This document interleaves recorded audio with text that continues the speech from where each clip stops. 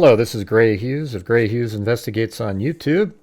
Please hit that like button, share, and subscribe. Well, this is the video I've been talking about putting out. It's just sort of hard to put it all together in a cohesive manner, but I'm going to be trying that here. Also, I've had complaints about the mouse size on the screen when I'm pointing at things. So I'm going to use the Google Earth web version, and you can see right now, you can see much larger my yellow mouse pin here. Now I'll get complaints. Can you change the color of the mouse pin? But whatever you guys want that can make it easier for you to see, I'll do it. All right. So today's video will start off focusing in on where the vehicle parked, and then I'll discuss, it's speeding away at a high rate of speed at the end, and different audio elements and different sounds that tell a story and match up with what I'm seeing, and actually sort of help guide some of the extra thought process here. All right, so when the vehicle would come into the area right here on King Road, and then would turn left, but I guess you could say heading east on Queen Road, it would come around like this, and then it would turn right here. And when it would turn right there, headlights from right here would beam over and hit this building as the vehicle is turning. See that? And so this building right here is 1127 King Road, and that's when the vehicle would come around and turn. The headlights would hit the top corner right there. All right, and we know it's turning to the right because the lights actually go in that direction. All right, so let's take a look at a video that I put together that shows all 4 passes zoomed in on that one spot. And here we go, right up here. So pass number 1, you can see the lights hit it as it's going straight, and then as it turns, the lights go off to the right. And there's the second one. See how the lights go to the right? You can even see the shadow moving in that correct direction. There's like a pole or something. It's not this telephone pole because the angle doesn't work, but you can see the direction it's moving, and this is pass number 4. And they're all relatively the same. So let's watch that one more time. Pass number 1 at 3:31:18. Headlights go to the right at the top. So it virtually does the same thing each time. And then it parks. And I think he parks right where you can see Madison Mogen's room on at least the first 3 passes and the beginning and part of pass number 4.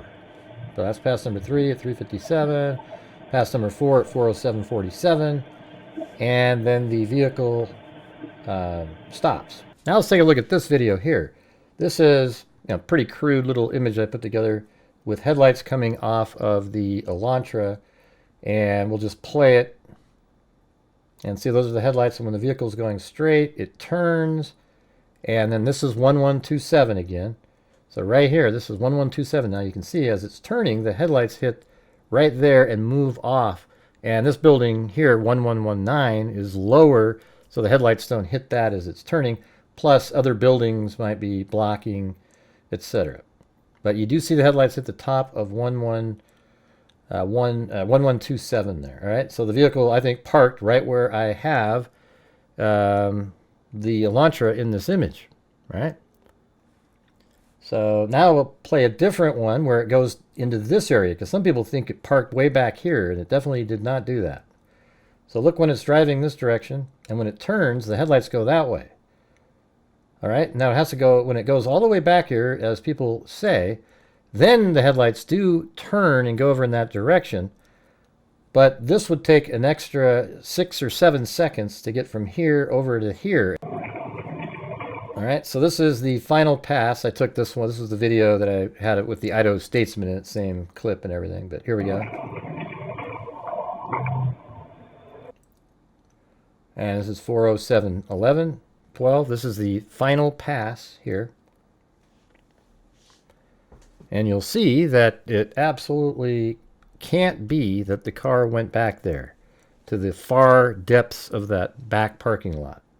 In fact, it has to park right on the road where I show you. And I'll show you with a 360-degree video here in a minute. Now, here comes the Elantra going around, And if we stop it right now, look what time it is. 4:07 and 37 seconds. It even says it up here on the hard-coded time. There's no time change in this video at all. It's accurate to time. So that's 4:07:37. And then look how fast I had to make my, when I drove through there, I had to drive this quick to get to that area at 4:07:46, and then right when it turns at 47, boom, right there, the headlights are hitting these buildings over there, all right? I'm 1 second off on my timing, and so it would have had to even been a little bit quicker than that, if you can believe it. So given that at 4:07:47 is when the headlights hit there, if you go back to the original video that I just played you a minute ago, it's 4:07:47 when the headlights hit there. So if you look at it, if the vehicle came around like this and it was turning right here at 4:07 and 47 seconds, there's no way that it could drive all the way back here and turn. So that means the vehicle did turn right there, and you can see that little spot. See how there's that little edge right there, the curb? I think he parked right here. And then I think he, did some blood spatter mitigation stuff, put on maybe different clothing. We don't really know. But I don't think he goes into the house until like 4:14 or 4:15 in the morning, if you can believe it. All right, so again, this is the house that has the camera on it. And then way up there at 1127, that's where the headlights were hitting, just to have a point of reference. And then you go back around this way to get back behind 500. You go near 500 Queen Road and then back behind 1122 King Road. This is 500 Queen Road right here. All right, so I think when the car came around right here, it turns, the headlights hit the top of the building right over there, and then it pulls in right here. And then I think the Elantra quickly moving down the side street. Now, let me just show you what I think happened. I think he surveilled while he was in that parking spot, looked around, and then he moved his car to a location for when he's done, he can take off at optimal speed and easy to get out. So listen to this.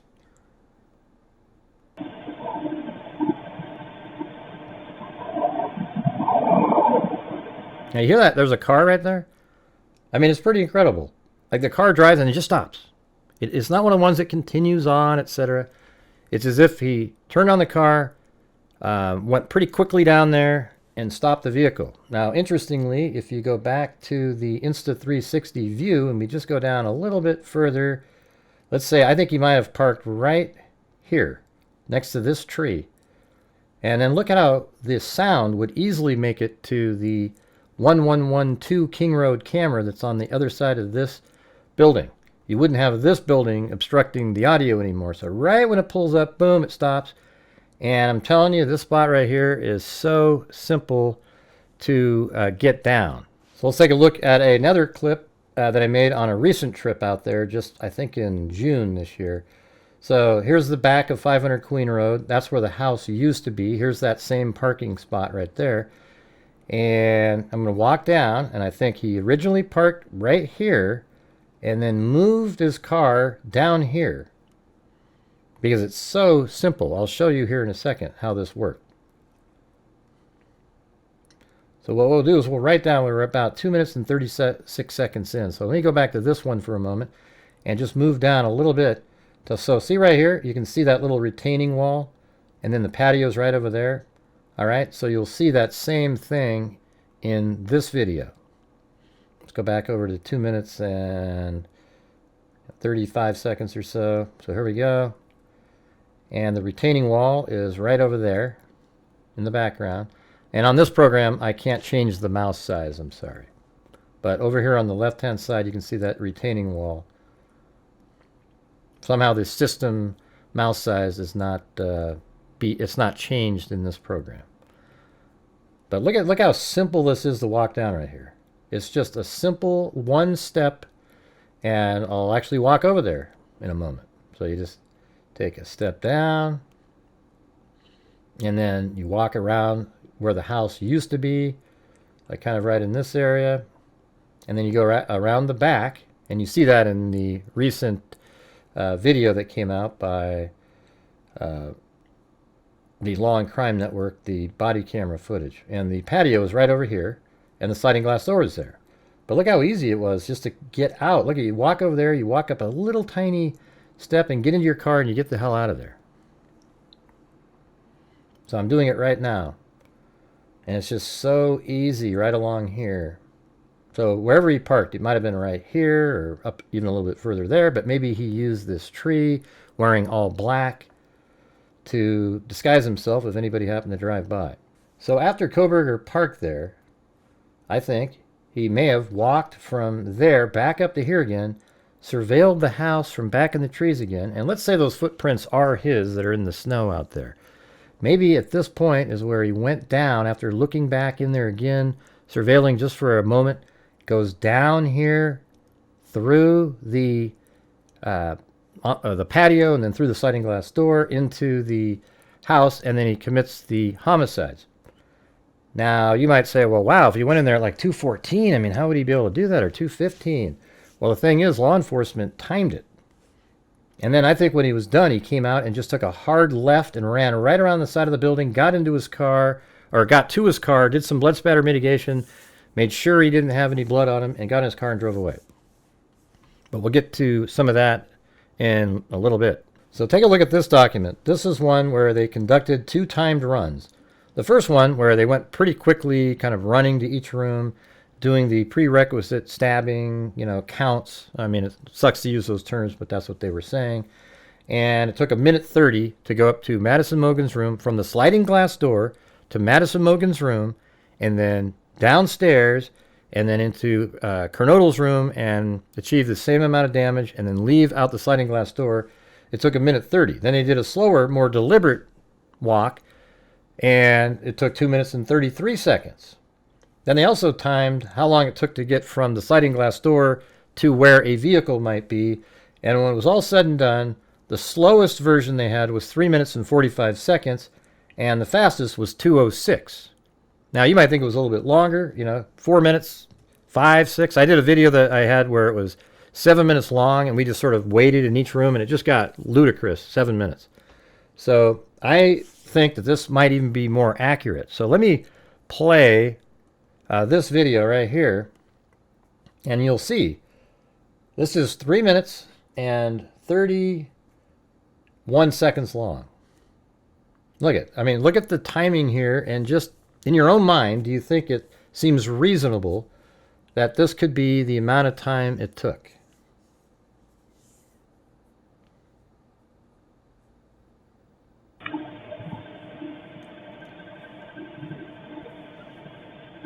So the audio in the background of what was going outside isn't going to match up for most of this.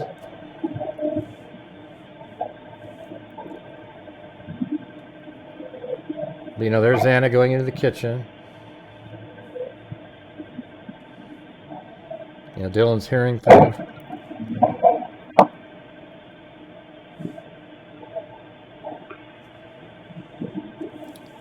So Kohberger's upstairs, and he's just attacking, and Xana hears something. Maybe, she tried to heaten up some of those fries we saw on top of the microwave in the images recently. And then she heard noises and comes upstairs. Now, I have this, it's really slow how I have it. I mean, Xana probably would have already been in the room, but I don't even have that. There's just more attacking, Dylan listening. So imagine up in Madison and Kaylee's room. It feels like he would have already been finished by now. And then here comes Xana, sees him, and he'd already killed both Madison and Kaylee if he does chase Xana, because he didn't go back upstairs again. So then he chases Xana downstairs.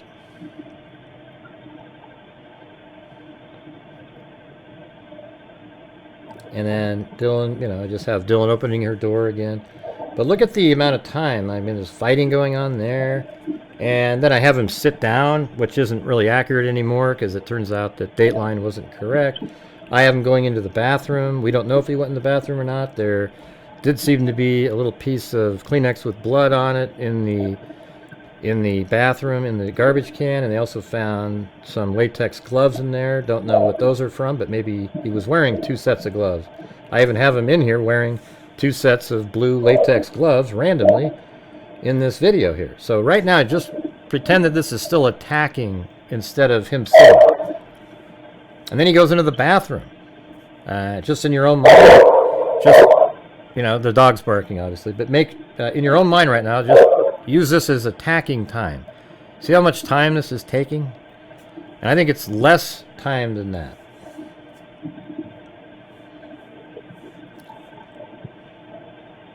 And Xana was actually found on her back. This was prior to knowing that.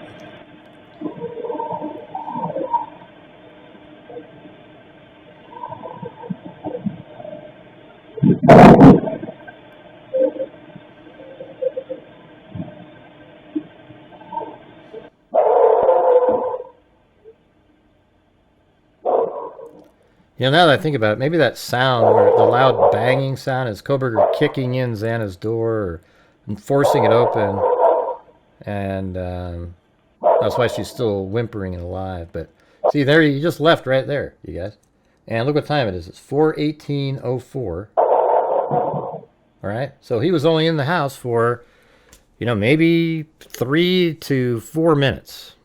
I mean, that's pretty incredible. But if you watch that right there, it seemed like a reasonable amount of time, even just watching my animation. And if you fill in the gaps when he's sitting down, he goes into the bathroom, maybe apply some of that time upstairs again. I mean, it's just easily could have been done.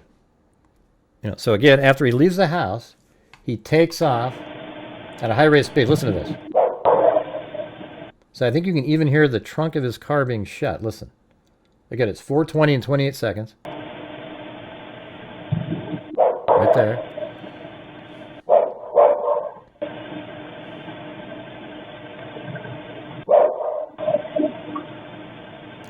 Gets in his car, and then he turns it on. Now he's going to take off. Oh. He's out of there. And he's going away really, really fast. And he's doing that because he thinks the police might be on their way. And look at right up here. Just flies by. So after leaving the house, he takes a left, runs right around the side of the house, easily goes up the side there, gets in, you know, near his car, does blood spatter mitigation, puts the stuff in the trunk, takes off, and gets the hell out of there. And he did it at that pace because he knew how long it took for the police department to get there. And it, you know, even though it says 3 minutes, he probably thought 2.5 if there was an emergency. They would get there. So he doesn't have time. But Kohberger, even if he had seen Dylan, he didn't have time to do anything to her, because he might have believed, because of the barking and the noises, that 911 had been called. And I think Kohberger actually timed it. So if you look right over here, this is the police station right there. Right in this area, Moscow Police Department. And I think on occasion, maybe he would drive by right here and then start a clock and time it, how long it would take, maybe even using Lauder Avenue or using Taylor Avenue up here. And he would time it. And he knew that he only had 2.5 to 3 minutes. So let's take a look at Google Maps here. That's exactly what it is. So it's, you know, Highway 95 to Taylor, it takes 3 minutes. And then there was even another one using Lauder. That also takes 3 minutes, just depending on the time of day, what would be quicker. And they definitely would not be coming in from back here. So I think Kohberger specifically chose to leave on Walenta Drive this way, because he knows that police will not be coming in there. So as soon as he gets out of the area, he knows that if he gets back here quickly, they won't see him when they come around like this into the area. And you can see just right on here, there's the police station. Come up here, boom, boom, boom. They would have been there in 3 minutes. So Kohberger knew how important it was to do blood spatter mitigation, and it was taking him a while. He was rushing through it. And then he got in his car, and then he takes off at a high rate of speed. And if you notice, he got out of the house at like 4:18, and then he's leaving at 4:20 and 47 seconds. So he's already pushing the envelope, and he knows it. I guarantee you, when he turned this corner here, he looked over to the right to see if cops were coming down Taylor Avenue here. Then, I think, he drove over here. Once he's back here, he feels pretty safe, because there's no way in hell police would know that he went back here. So he drove around, possibly down here. Let's just say he drove like this, took this left here, and went here. And from that location, you can actually see the Moscow Police Department and monitor for a moment, just for a minute or so, and see if anybody's leaving. And then he probably felt pretty relaxed after he realized nobody was coming. And then he just drove out all the way down to Palouse River Drive off of Conestoga. And then where he went from there, it's still up for debate. But that's why I think he took off. And I think after he moved his car initially back here, remember where I had it parked right there, then he moved it. And then I think he walked back up here wearing his all black. He had his balaclava on. He's just up here staring. You know, if those are his footprints, we have to account for them. And I think he just walked down after giving it one more glance through the windows. And then he goes down, goes inside the house, commits the homicides, exits, and then he put his vehicle in a place where he could take off as quickly as possible once he did his blood spatter mitigation. And so he exits, takes off, and he gets out of there just before the expected time that the police would get there. And that's why, even if he had seen Dylan Mortensen or they saw each other, he didn't have time to engage. And then he knew for sure when he was leaving that he thought that would be the time that it would start the clock, because Dylan might have looked around. But Dylan, being a college student and being scared, wasn't sure what was going on, and stayed in her room and didn't want to look to verify anything that would be incredibly creepy. And you can see why. Look how Dylan and Bethany were in those body camera videos. I mean, they're just absolutely freaked out. Could you imagine if at 4:20 in the morning they'd gone into the room and found this alone with nobody there? In the morning, they had the police there. They had friends show up. Friends first, then the police showed up. And it was much more easy to handle, and yet it was still devastating to all of them. All right. But anyways, when you're watching this video, I hope it made sense to you. I really, absolutely, 100% am convinced. I think law enforcement could have easily done something similar and determined where he parked based on the way that the car is turning and the timing. It had to have parked right here. And I think it parked there on all the first 3 passes and just looked through Madison Mogen's room. And let me show you exactly what that looks like. Look at that spot. That's the spot right there. You can see right in Madison Mogen's bedroom from that initial spot that I was at. It's crazy. Right there. See? Boom. Looks in the room. And I think he was doing the same thing this time. And then he pulled up here. Maybe even got ready inside of his vehicle, doing different things for blood spatter mitigation, and then pulls up and then walks back up here, down, goes into the house, and then comes back out. I don't know if you can see my mouse here, but it goes around like this and then up by these trees right there. All right. Well, thank you all very much for watching the video. Hope you got something out of it. I find this kind of stuff really interesting, and I'm very confident in what I'm telling you, that the car parked right along the street here and very possibly moved if those sounds are what they sound like. All right, everybody, thank you for watching. Hit that like button, share the video, and subscribe. And as I always say, until next time, be safe out there.